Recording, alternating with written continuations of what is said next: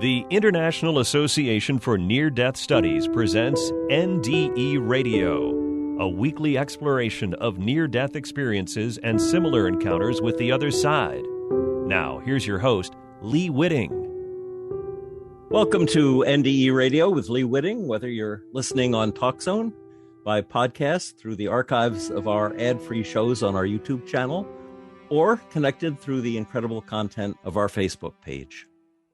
Our guest today, David Austin, is a mental coach for Olympics athletes and has worked with the LA Dodgers, Texas Rangers, and other teams and individuals.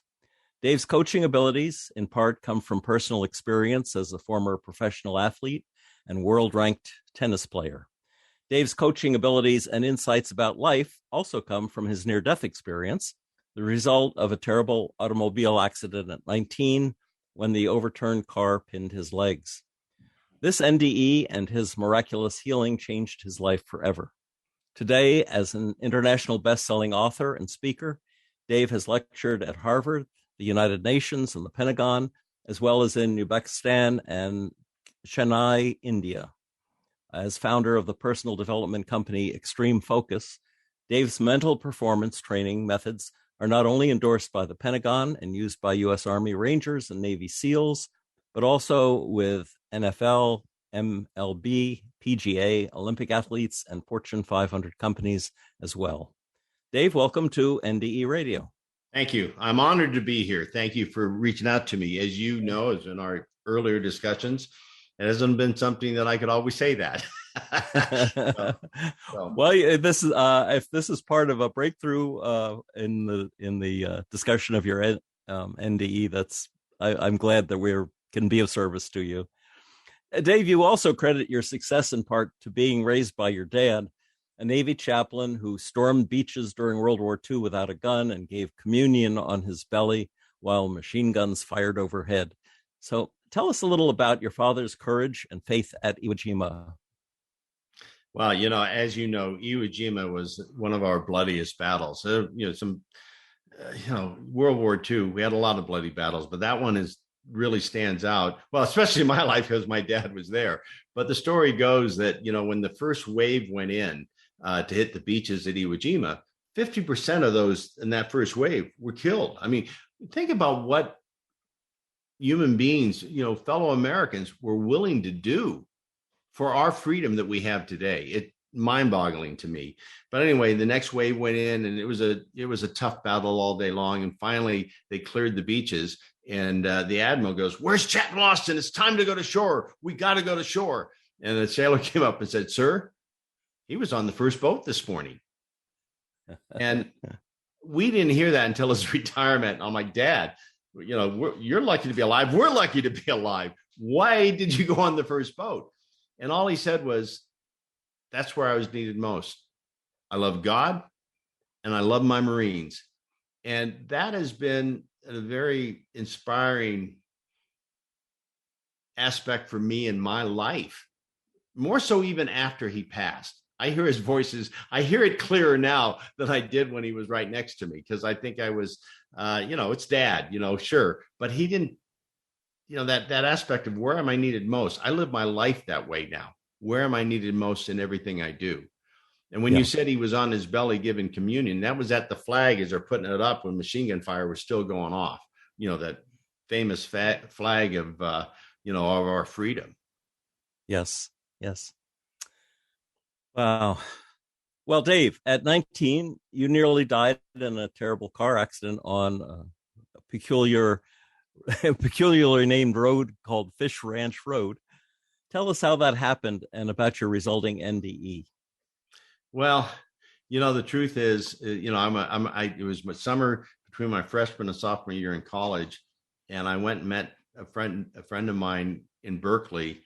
My family lived in Piedmont at the time. My dad was a chaplain at the Oakville Naval Base, and I'd come back from college for the summer for a few weeks, and went over and met them at a bar. And yes, I had a few beers. I don't know if I told you that. That 19-year-old, you think you're invincible, sure. And then all of a sudden they go, "Okay, we're going to get in the car. Let's go." And I didn't even know this was a friend of mine, but I didn't know how much he had drank before I got there. Became very obvious once we got in his big Oldsmobile convertible and he started driving like a madman. I wanted out. I'm like, okay, wait a minute. This might be fun for you. It's not fun for me. And also I was in the back seat and I couldn't get my seatbelt. It wouldn't snap. So I'm actually literally holding on to the seatbelt, and we're going up, and he goes up Fish Ranch Road, and we're just sliding around roads. And I'm like going, how did I put myself in this position? I was very uncomfortable. And I started saying, can you let me out of the car? And they started laughing at me like, hey, stop being such a wimp. And I stayed in the car and I had no choice. I wasn't going to jump out, but we went up and we turned around, we came down, and we're spinning around and sliding around turns. And finally we come out and we're sliding into the other lane, and here's headlights right in front of us. And he swerved at the last minute. It hit the bank, and we went up the bank, and the car went upside down, was flying upside down. And I couldn't hold on to my seatbelt at that point. I started flying like Superman, except I had no super cape on that I know of. And I in that moment, believe it or not, everything slowed down. It was almost like it was slow motion. I remember looking up at the car as I'm flying, and I'm going, boy, that car looks heavy. That's a random thought. And I hit the road, and then the car came down and landed on top of me. Half of my body was outside the car. My lower half of my body had all the weight of the car on it. Wow. And I actually acted as a doorstop. If I had not had that happen, the car would have slid off and gone down, because Fish Ranch Road just has a major drop off. So that's how it happened. And I can go further, but I'll open up to ask whatever you want to ask. Well, at that point, I gather you left your body. Well, all right. So yeah, I'm lying there, and then through this experience, and I have no sense of time of how long this took or whatever, but all of a sudden I'm up above the car looking down at this body, and the body seems so insignificant. It was like that, in the scope of eternal life, you come in that body and you go on, and it's just a part of you, and you'll come again. You have other bodies. I mean, that was something that was very foreign to me. Let me just tell you that. Coming up as a dad was a chaplain, we didn't talk about, we talked about eternal life, but we talked about, is there lives back here? And so a lot of it was being revealed to me in that moment. But as I looked down and saw that, now nature became different for me. I mean, I've always loved nature, but it became more alive than that body. And I can't say that I saw a face or, but all of a sudden I was in this, I just call it divine white light. That's all I can explain it as. And I know that I had a discussion of, I had a choice, either go back in or stay out. And I know at that moment, I was like, I've got to go back in. I haven't completed my mission this lifetime. And I felt, yes. And so I was given that choice to come back in.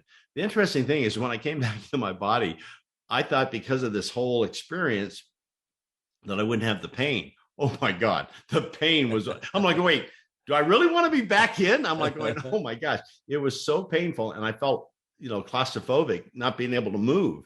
Yeah. And there was no one around, it was and all of a sudden I see a car coming, and I see the lights, and I'm going, oh, good, someone was coming to save me. But I realized they might not be able to stop. They finally, when they turned the corner and came up, it was screeching to the stop, and the lights were right in front of me. Now, this was very unique. The person got out of the car, lit a flame right there. Who has a flame right there in their hands? He came running and went around the corner behind us, because that didn't have any room. If any car came there, it would have gone right into the car. I would have been cut in half. I hear all this screeching. I hear all this stuff going on, but he stopped the oncoming traffic. Yeah. And then they started to work to get the car off of me. But before we go there, though, I'd like to talk for a minute about the sense you had that nature was more alive than your body. How did that seem to you? I mean, Well, were and, you? it was. Do you feel like you could talk to the trees, or what was going on? I hate to say, yeah, it was like that had a life and an energy force that God was a part of all of it. It was a whole new realm of like, wow, God's in every aspect. And in nature, there's an energy, there's a strength, there's an energy, and you can actually feel that strength that's beyond your own. There's an intelligence that goes far beyond anything I've ever known. There's an eternal wisdom that's in nature. That's not a concept I've ever had before. So, and it was like, yeah, we've watched these bodies come and go all the time. Well, and then when you were in the light, was the light right there on Earth with you, or what? Did you travel to some other place? No, I was right there. I don't think I went any place. If I did, I don't have any recollection of that. All I remember is being in this light and looking down at that body, how insignificant it is in the scope of life, and how much more meaningful nature is. That's what I take from that whole experience. So was the light then something that was it God flowing out of nature that you were wrapped up in? Could be, because what I said is that everything became God. Nature became, it wasn't like an entity with a beard and long hair. All of it became God. Excellent. That's what I thought. All right. and you felt you had made a commitment when later on you felt you'd made a commitment in order to come back here to stay on the earth. Did you have was that a dialogue or telepathic wish, or how do you remember that? It was more about connecting to my soul's journey. Why did I come here in the first place? I mean, those aren't thoughts I'd ever had before. That's not an everyday thought. But in that moment, if I'm here, what am I here to do? Right. And so it was getting connected to that and saying, I'm committing to it. I'm committing fully to it. I know I have a mission to accomplish. I'm committing to it. Now, it took me a journey to get to where I am today, but the journey was really interesting. But I feel like every aspect of the journey all led me to where I am today. If I hadn't, every part, I don't know if you want me to go further, but when I was at the time on scholarship to play football and baseball. I was always a great athlete. It was something that I loved. I had a lot of passion for. I worked hard at, but all of a sudden I may never walk again. And I remember praying to God when I was in the ambulance, when we went to they took me to a hospital, and then they decided with my injuries, they were so bad that they wanted to send me to Oakville Naval Hospital, where my dad was the chaplain. That was one thing, but also that's where all guys my age that were getting legs blown off or whatever in Vietnam, they all would fly them into Oakville Naval Hospital. So in the ambulance trip, when the doctor said that, I had internal bleeding, my hips were broken, legs were crushed, broken all over.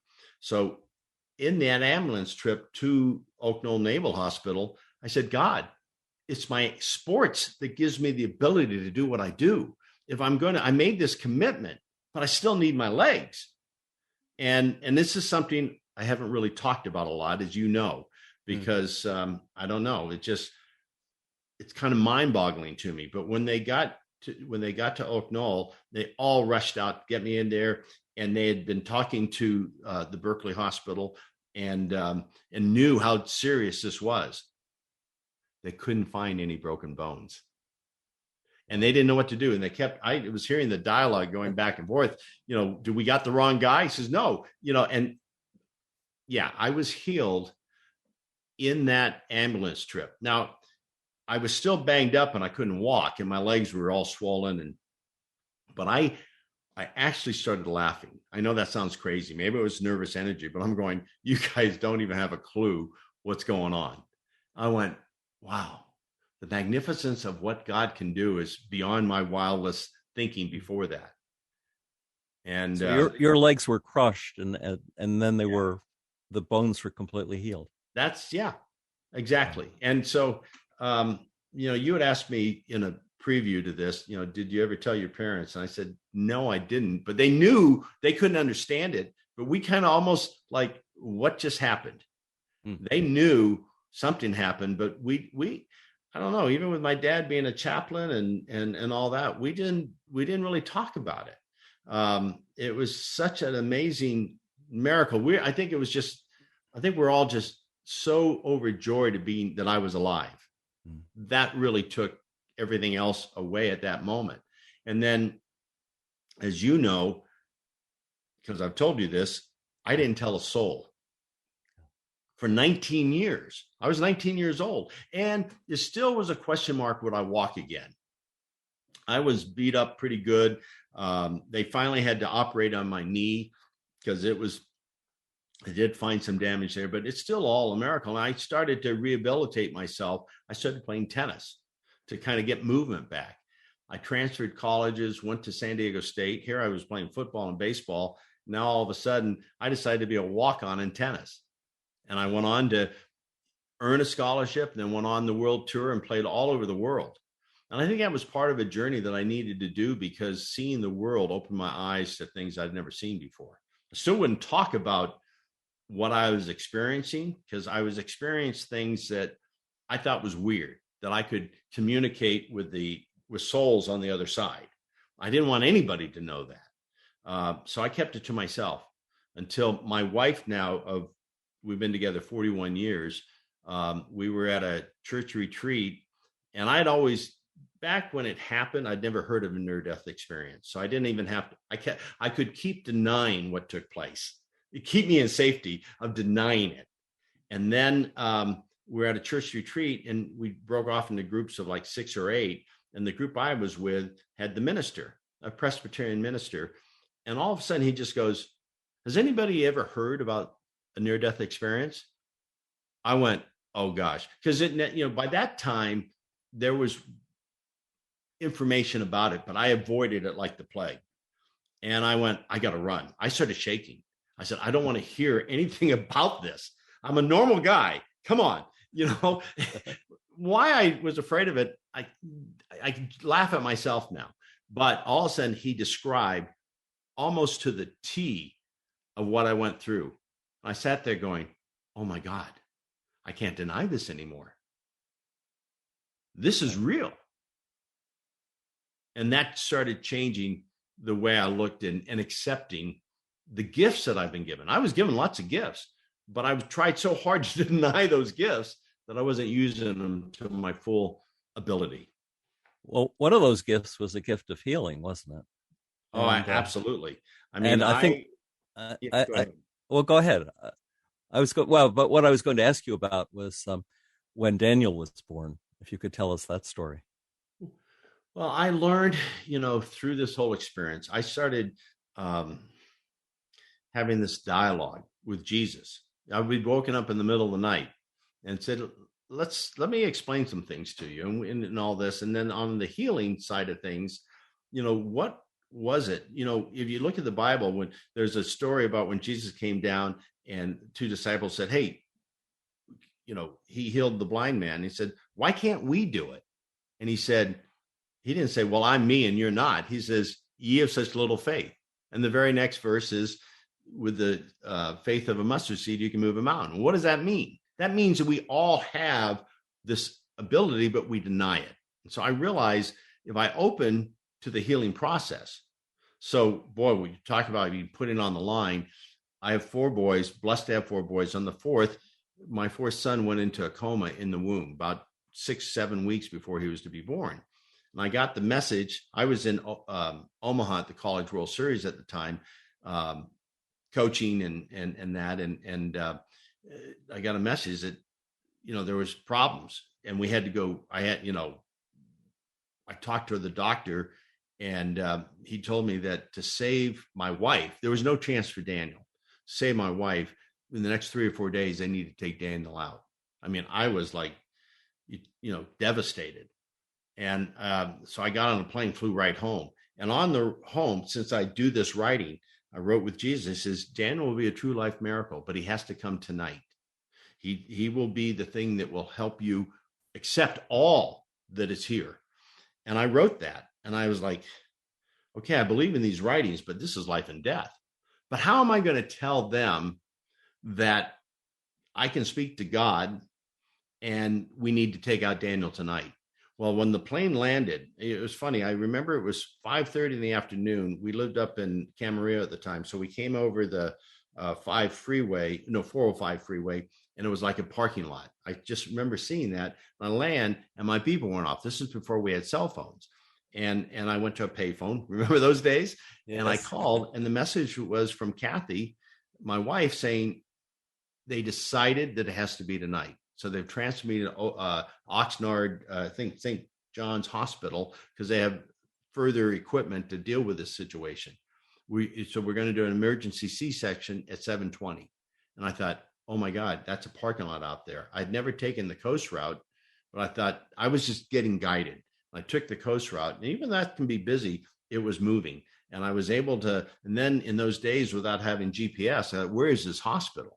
I'm going to have to stop at a gas station and get a map, but I didn't have time. The funny thing is, as I came along the coast and it turns, it went right into the hospital. It was like, oh my God.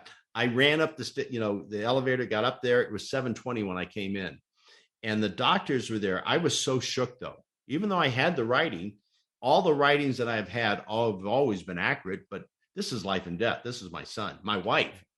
But when I came in, my wife was like, guys, we got this. Don't worry. We have this. And there was such a strength in her that I went, we got this. But they pulled me out into the hall and they go, look, your wife doesn't get this. She doesn't know how serious this is. She just doesn't understand. And I said, hey, we got this. It's okay. And they looked at me like, oh, this couple is really a bunch of weirdos. And so, we go into, they scrub me and I, and all the stuff in the operating room, and they take Daniel out. He's all deformed, deep purple, and not breathing. Now, this is my fourth child. We've never had a C-section. So I thought, that doesn't look, there's something, okay. And they take him over, they put an oxygen mask on him, and they can't get him to breathe. They give up. And Kathy goes, go save Daniel. I'm fine. And I knew she had such strength. I go, she's fine. She's making this through. And so I go over there. Halfway there, I stopped and I go, this is so interesting that I say this, but I thought, oh, what are they going to think of me if I go do this? Imagine that. And then I heard my dad say, I took on machine gun fire for what I believed. What are you're not going to take on the scorn of another person's words? I went, oh, come on. All right. And I went over and I put my hand on Daniel's leg. And I said, Daniel, I want you to feel my love. I want you to feel God's healing grace. And it was like electrical shock. He started breathing. He opened his eyes and he gave me this look. I'll never forget that look. It's like, Dad, we got this. And then he went back into the coma. But then they rushed him into intensive care. They had all these tubes on him and everything. And the doctor came to me and said, look, I do not know what just happened, but he will not make it through the night. Just know that. There's no way. Medically, it's impossible to be having him alive right now. And Daniel flinched at that moment. And I said, look, I don't understand medicine. I don't need to. That's a sign from God. He is going to survive. And we're going to build on those little things each and every day. Well, every day there was a new miracle that took place. Every day. And finally, after 5 days of miracles, after miracles, after miracles, we get called into the conference room, and the doctor we had met before comes in and goes, he was very deep voice. A German doctor said, I only come in emergency situations. We don't think it's fair for a baby to be on life support their whole life. Kath and I looked at each other. We don't either. Take the life support off. He goes, you know what that means, right? I said, of course we do. Another miracle. And he goes, oh my God, these people are as crazy as they say they are. But they went in, they took the life support off, and he said he wouldn't be able to swallow. So I went to the nurses. The nurses were really into what I was doing. Kathy says that's really where my coaching began, was in that hospital room. That's all the magic that's taken place over the years since then. And so they were so into it. I said, look, let's just get one swallow if we can. So they got a little eye drop or whatever it is, trying to get him to, but he doesn't swallow. So it looks like maybe the doctors knew.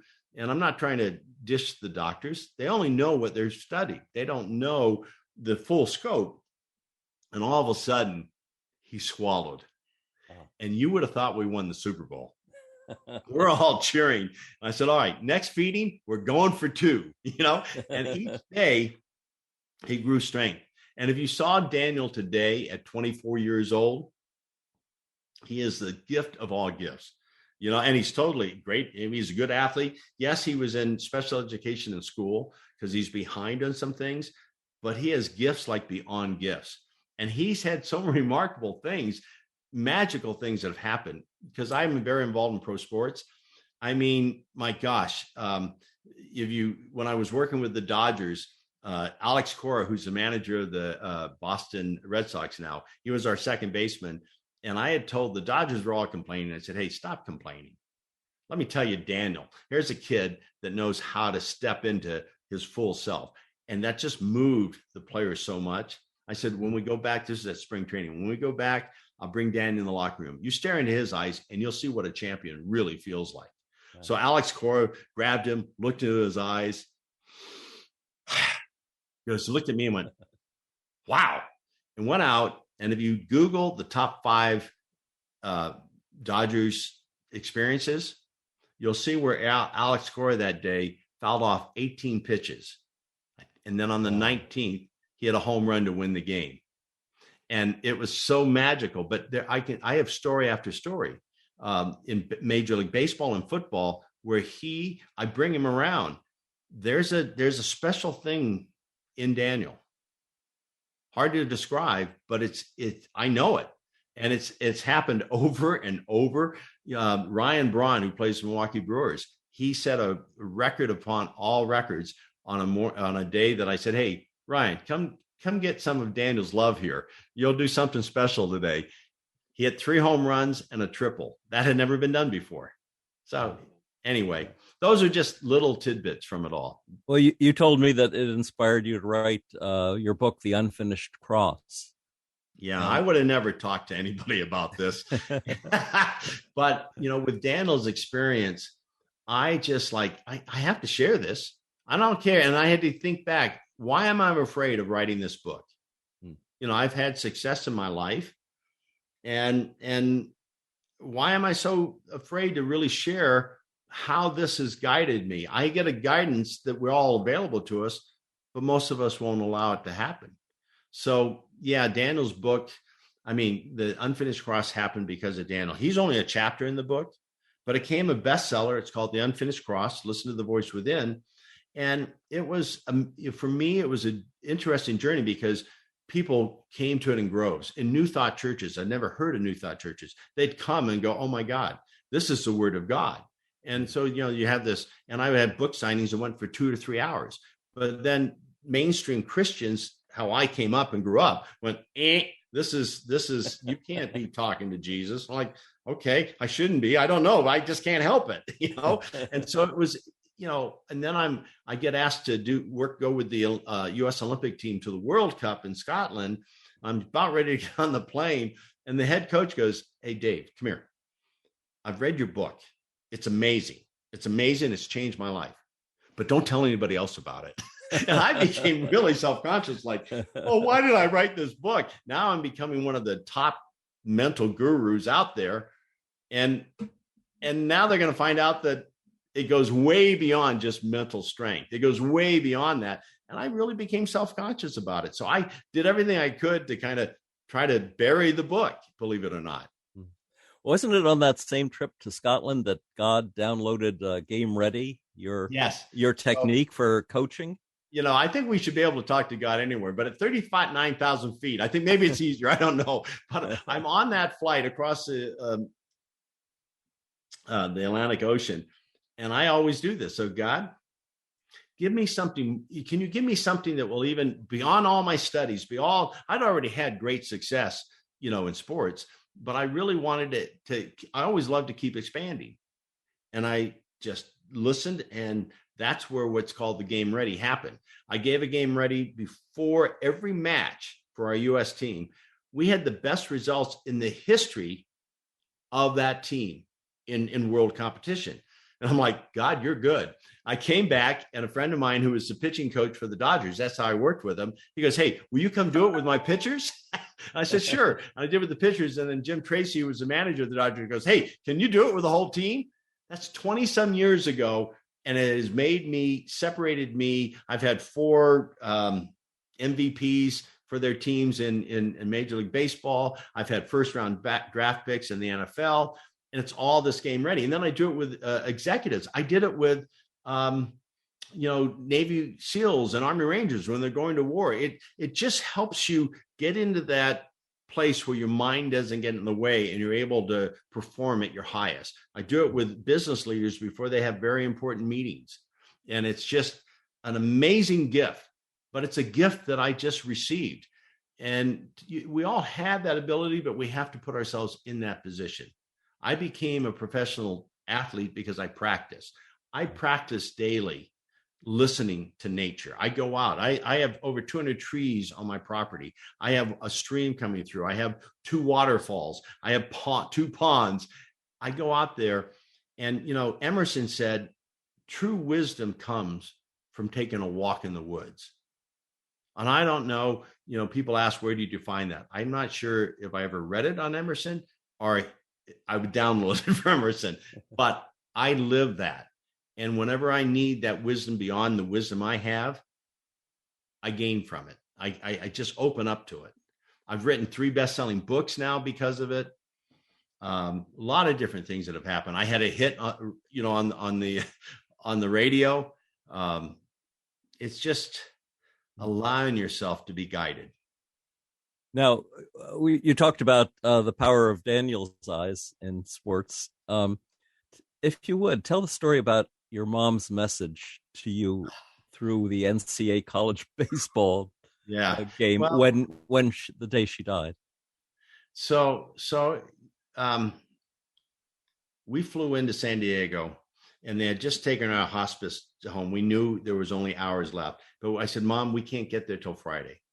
And it was really funny, when we got there, and my kids came in, and we all came in.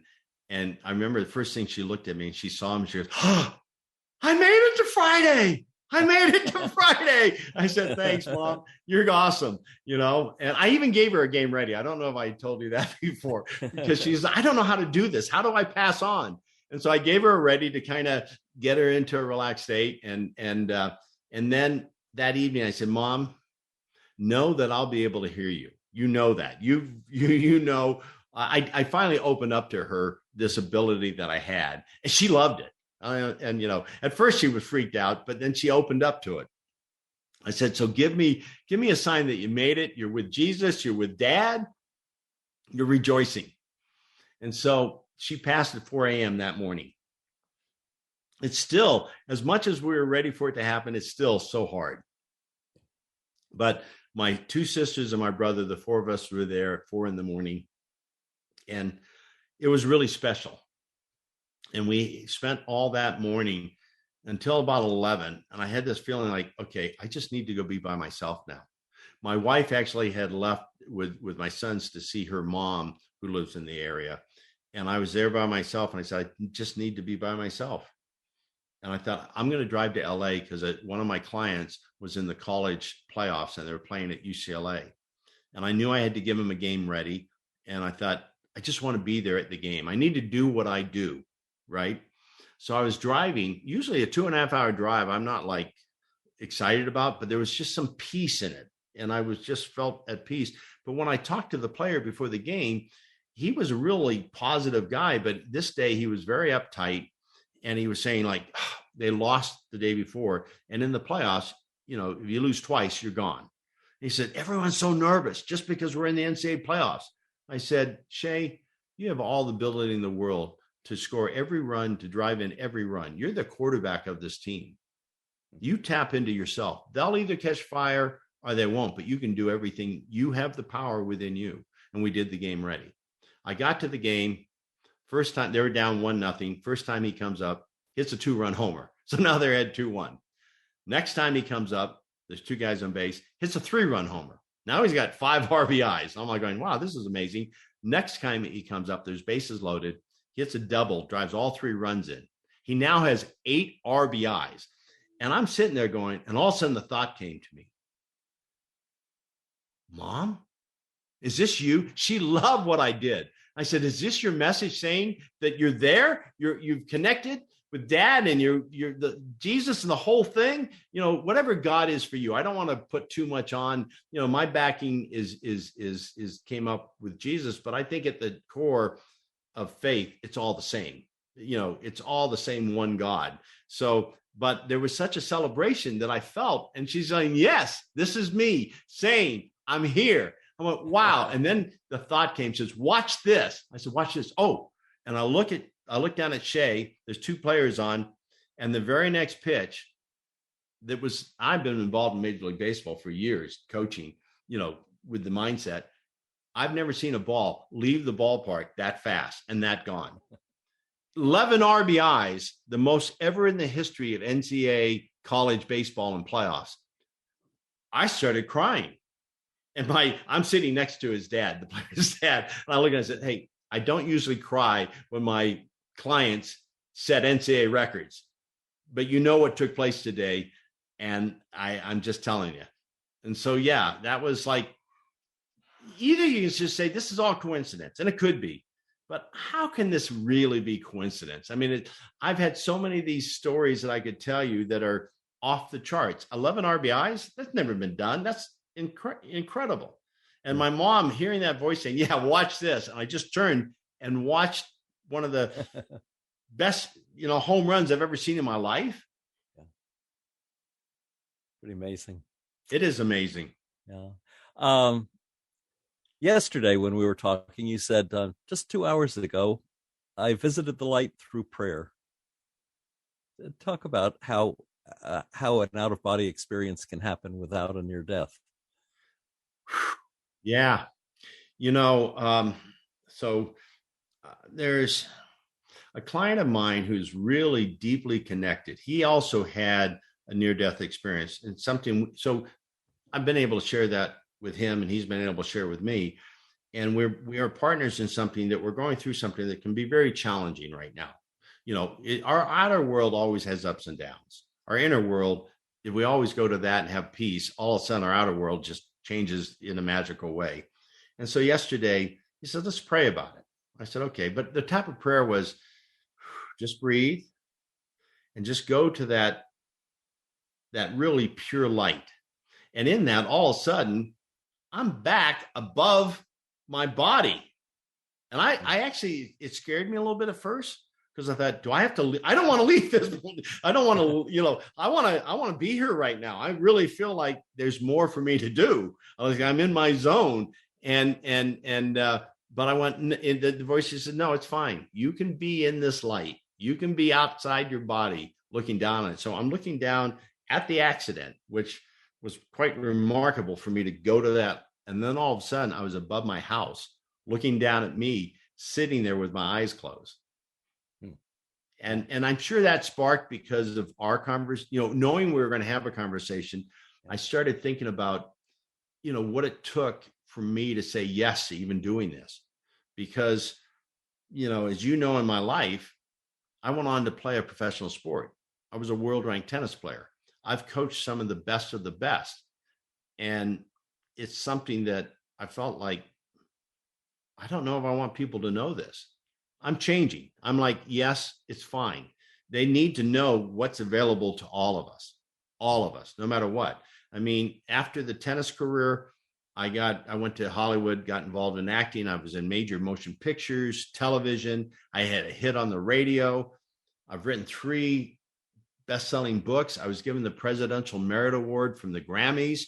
So I've had a lot of what you would call success, but I've also had failures. I don't want to, but it's committing to being guided. And each part of that journey led me to what I'm doing today. And I do feel like that commitment I made, I'm living it fully. And I'm so grateful, because some of the people who I get to coach have major influences on many. So by influencing this person, it influences many people. So I really feel like I'm living my purpose. And on the other side of things, you told me you've helped a lot of lost souls, spirits that have come to you because they don't know whether or not to go into the light, or don't know enough about the light. Yeah, you're good. You're good, Lee. You brought out some things that I don't normally talk about. But it's true for me. I just don't talk about it. But I have this ability to feel a presence, and when I feel it, is that a negative presence or a positive presence, right? And at first it kind of freaked me out. I'll be honest with you. And then I started recognizing that, you know what? There can be no darkness where there's light. If I turn off my light right now, it's going to be dark. If I and close it'd be dark. But if I turn on the light's there. There's no darkness. So this whole concept came, if I always circle myself with a divine white light, I'm always protected. So I've been in situations. There was a gentleman that felt like he had all these lost souls because he had opened up to, sometimes when you open, lost souls will come. But I showed him, I said, there's no more reason for you to freak out. Circle yourself with that divine white light. A soul will decide to either step in and be reborn into the light or run from the light. So I constantly circle this house. I circle myself so that, if a lost soul wants to come into the light, you're welcome. Come on in, because I know in the light, everything will be revealed. But they will run from it. So, that's not something I talk about, but it's something I live fully. You told me a story about the women's conference in India and how you got a message from Jesus to start at the back of the room. Tell us that. Yeah. It's really remarkable. It takes a lot of, I guess, trust and faith to be at that level. I'm in India at the Women's World Wellness Congress. There's about 3,500 people in the room, and they're televising it. And on stage, they have these big screens so that everyone can see.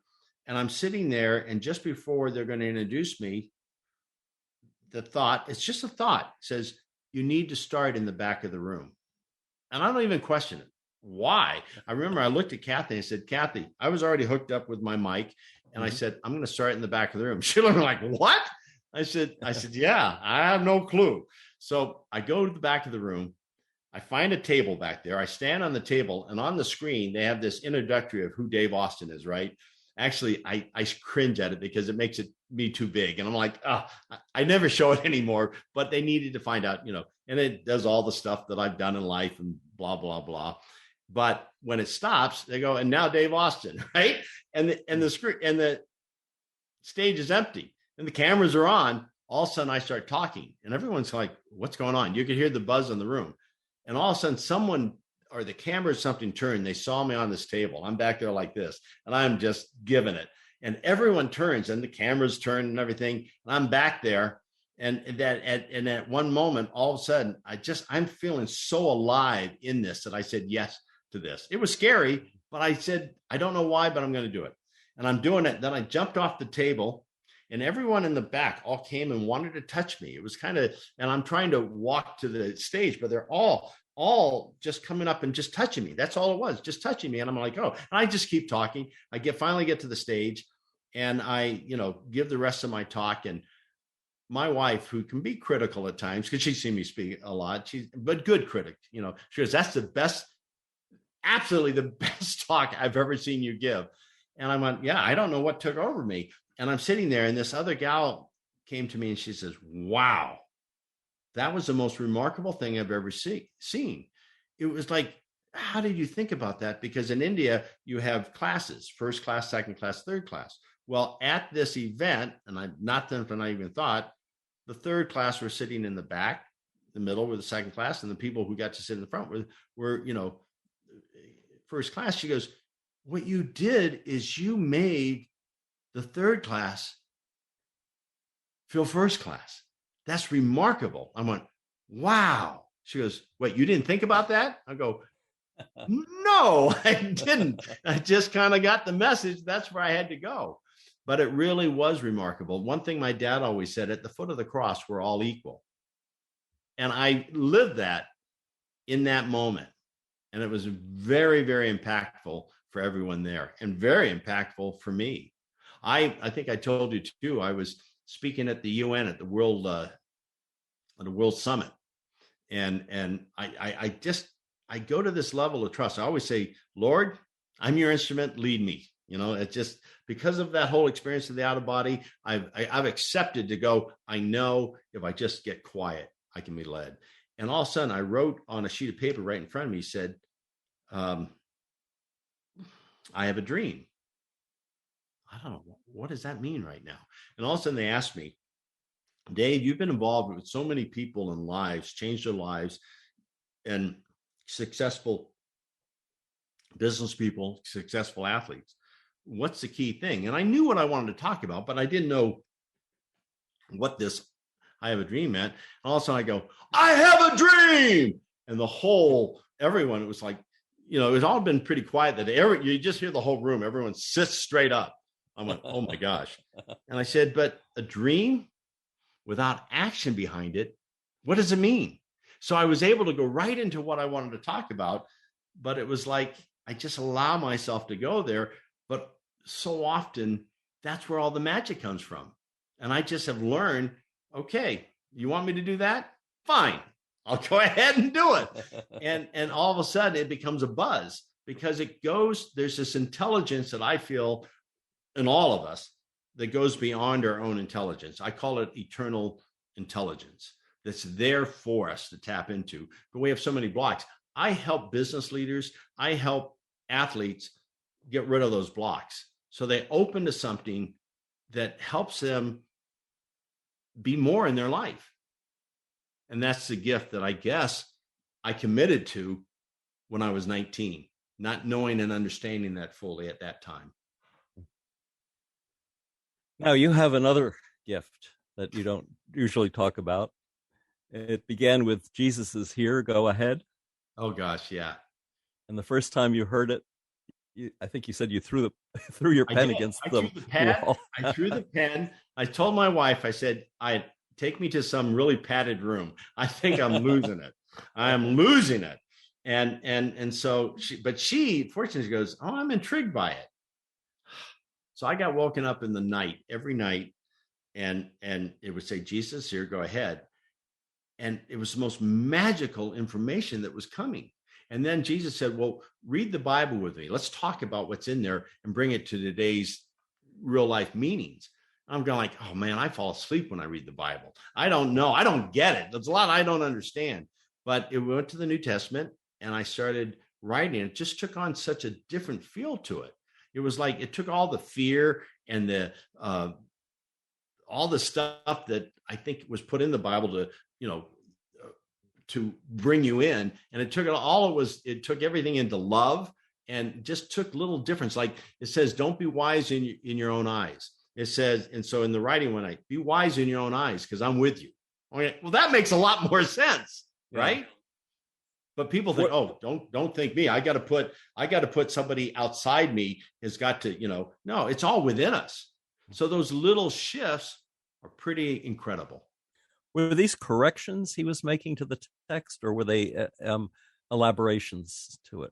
Elaborations and corrections, and that's why the mainstream Christians kind of denied the book. Now, here's an interesting thing. 20 years later, they open to it now. That's why I've got to do bring out the new, because now there's been an opening. There's a gal who wrote a book that became a very popular book, Jesus Calling. Christians love it. And it's not that different.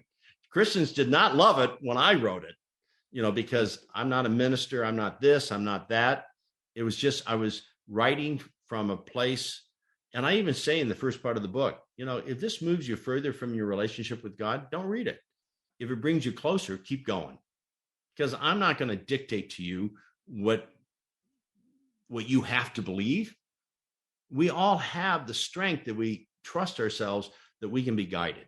And then you can resonate with people that you go, gee, this makes sense to me. I resonate with this. And others you can go, does that really fit? If you get quiet rather than just falling blindly. You said you write almost every day. And that you've been doing this since the 1980s or 90s. Then you've got boxes and boxes and boxes of text dictated basically by Jesus and others as well. Yeah. You're going to have to convert all this to print so the rest of us can look at it. But one of the people you say also added to it was Ralph Waldo Emerson. Yeah. And you sent me one thing that you'd written that he pretty much dictated, I guess. I was just going to read one paragraph from it. All right, cool. Okay. I am consistently free. I conform to my willingness to be different. I live in no other time and space, yet other times and places are a part of me in my present state. Where I am is nature. Where I am is truth. Where I am is all things. Where I am is God. I thought that was... I got chills on that, even though they're my words or Emerson's words that came through me. I can't, wow, that was amazing just for me to hear that from another voice. Oh, that's why you have to put this in print. Yeah, it's funny. I told you yesterday too, this when I wrote that.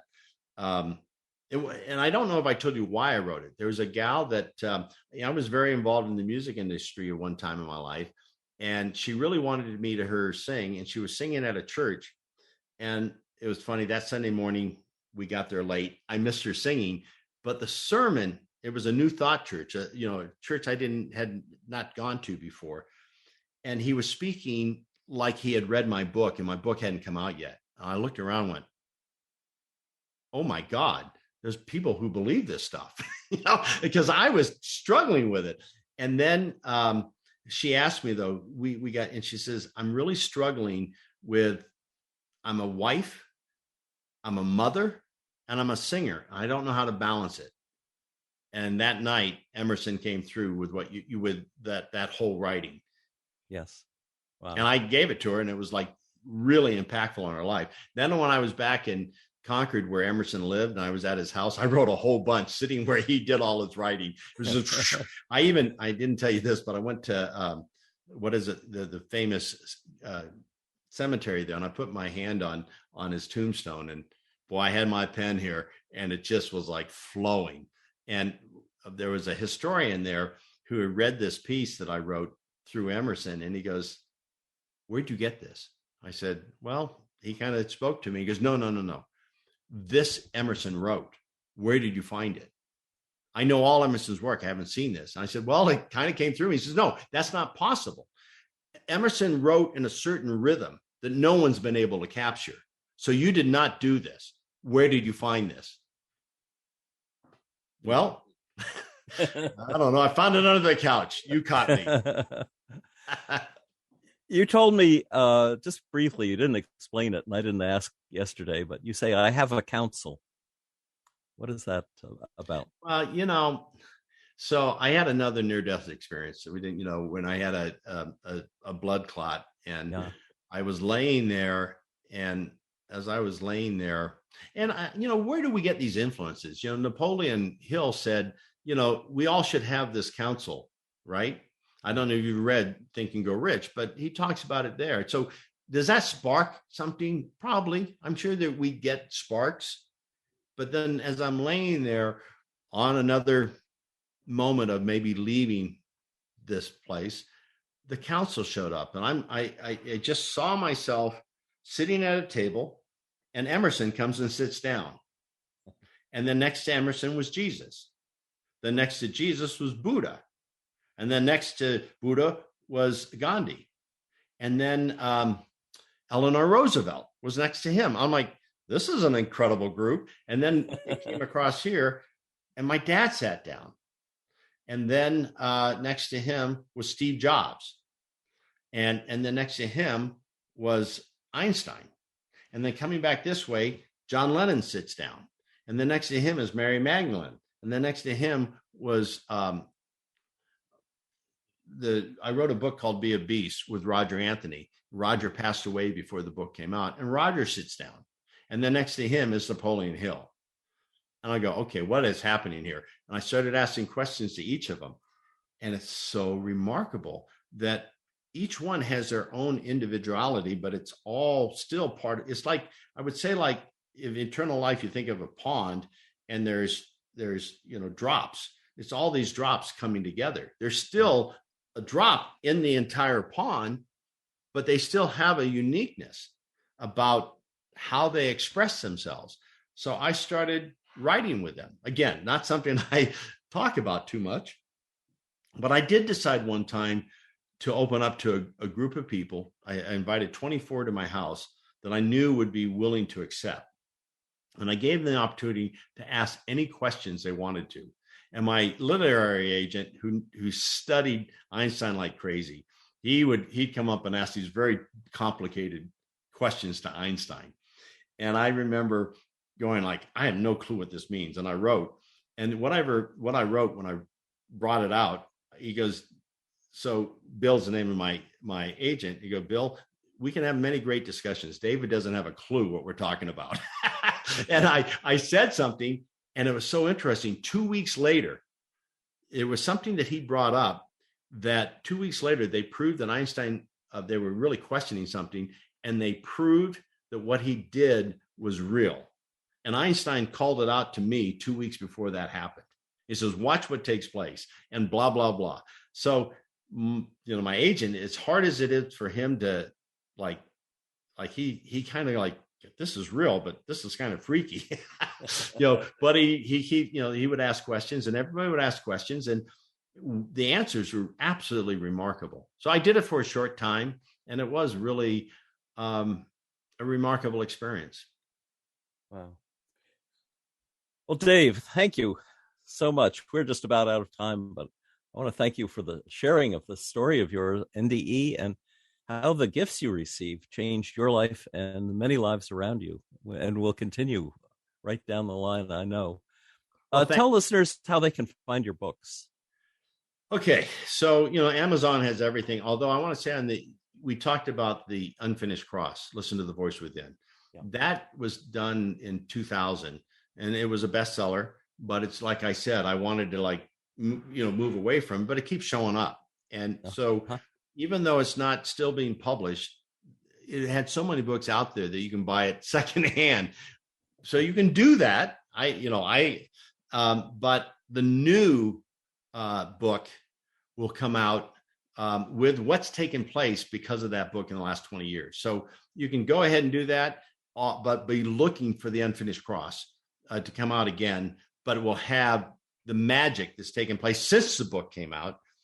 And so I'll give you my company's called Extreme Focus. I'll give you my email address. It's fine to reach out to me. And anybody does reach out to me, God gave me a process that I do. It's a 5-step process that helps me to open up to that channel. I do that, and it gives me a clear opportunity to really hear. I have taught that to many, and it's changed their lives completely. I call it the process. So feel free, if your listeners want to, it's actually do it to Dave, just DAVE at extremefocus.com. And I'll send you free the PDF on that 5-step process. Feel free to do that. The other stuff that I have, programs that I have, reach out to me. If you want to know more, I'm willing to talk to you. Yeah, I have a pretty busy schedule, but I think that, and you really opened the door a lot, Lee. I'm meant to fully share more of these experiences so others can rise into their own gifts and blossom more within their lives. Terrific. Wow. Listeners can also leave comments for you where this show appears on our YouTube channel at NDE Radio with Lee Witting, YouTube. Thank you, Dave. Well, thank you. And you have to promise me what you just said. You got to promise me you send me that link, because I've actually shared to a few people that I'm willing to share with, and they can't wait to hear this. So you got to share so I can bring them into your world. We certainly shall. If listeners would like to hear this show again, or any of our more than 450 archived ad-free NDE interviews, go to TalkZone's NDE Radio channel, NDE Radio with Lee Witting, where you can subscribe to and comment on the complete NDE Radio library. Be sure to check out our NDE Radio Facebook page. Just search NDE Radio with Lee Witting on your Facebook app. And listen again next Monday, 11 a.m. Eastern at TalkZone for more NDE Radio. I'm your host, Lee Witting, saying thanks for listening.